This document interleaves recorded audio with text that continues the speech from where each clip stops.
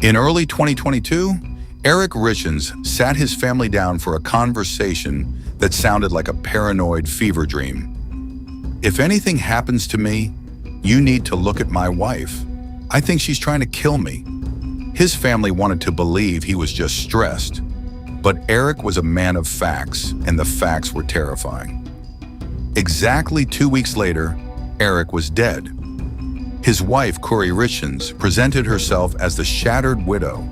She even wrote a children's book about grief and appeared on television to teach others how to handle the loss of a father. But while she was crying for the cameras, investigators found a different reality: a $2 million mountain of debt, a secret affair, and a digital trail to lethal fentanyl. Today, we decode the forensic evidence of a case where the killer literally wrote the book on the grief of her own victims. Since Eric's death, we have learned and unfortunately are continually reminded that Kouri is desperate, greedy, and extremely manipulative. We have watched as Kouri has paraded around portraying herself as a living widow and victim while trying to profit from the death of my brother. The facade and the $2 million debt. Eric was a successful stonemason with a flourishing $1 million business. Kouri, however, was in way over her head. She wanted to be a real estate mogul, but behind the scenes, her world was on fire. She owed the IRS nearly $200,000. She had accumulated over $1.8 million in debt to hard money lenders and banks. She had secretly forged Eric's signature to take out a $250,000 loan against his property. Eric was her only chance at a bailout. He held life insurance policies worth nearly $3 million. Kouri knew that if Eric was gone, her debts were gone too. The failed Valentine's strike.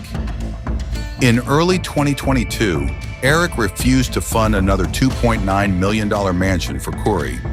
He wanted a divorce. On Valentine's Day, Kouri brought him a sandwich. After just one bite, Eric went into severe anaphylactic shock. He survived only by using his son's EpiPen. He called his sister Katie and said, "I'm certain she tried to poison me." He secretly cut Kouri out of his will and named Katie as the trustee. Evidence of the buy, the Michael Jackson stuff. There is hard evidence that Kouri procured the drugs. Her housekeeper, Carmen Lauber, testified against her. Kouri asked for heavy-duty pain medication for an investor with back pain, specifically requesting the Michael Jackson stuff, fentanyl. The proof. Investigators found Kouri paid Carmen Lauber using checks from her own business. On February 26th, she paid $900 for 30 fentanyl pills. Just 6 days later, Eric was dead.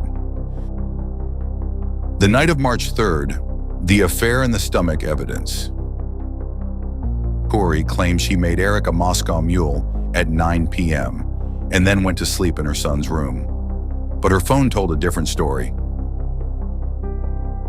The affair. While Eric lay dying, Kouri was exchanging intimate messages with her secret lover. They wrote, "I love you," and made plans for the time they could finally be together. The business emails.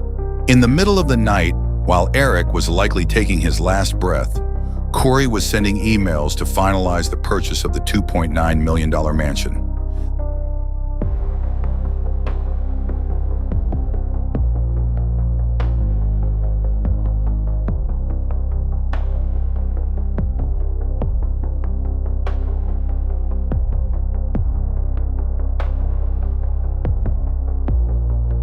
The biological proof. Inside Eric's stomach, medical examiners found undissolved quetiapine and fentanyl. Because the pills were barely decomposed, it was clear Eric died almost immediately after the drink. Kouri's story that she found him hours later was a lie. The Book of Shame. Are you with me? The most absurd part of this case, while under investigation, Kouri wrote a children's book titled, Are You With Me? In it, Eric is portrayed as an angel watching over his children. She dedicated the book to "My Amazing Husband." She even went on local TV, Good Things Utah, to promote it. Prosecutors argue this was a cold-blooded attempt to cement her image as a loving widow before the handcuffs came on. With your story, what happened in your personal life? So my husband passed away unexpectedly last year. So it's March 4th was a 1-year anniversary for us, and he was 39. It completely took us all by shock. And we have 3 little boys, 10, 9, and 6. And my kids and I kind of wrote this book on the different emotions and grieving processes that we've experienced last year, and hoping that it can kind of help other kids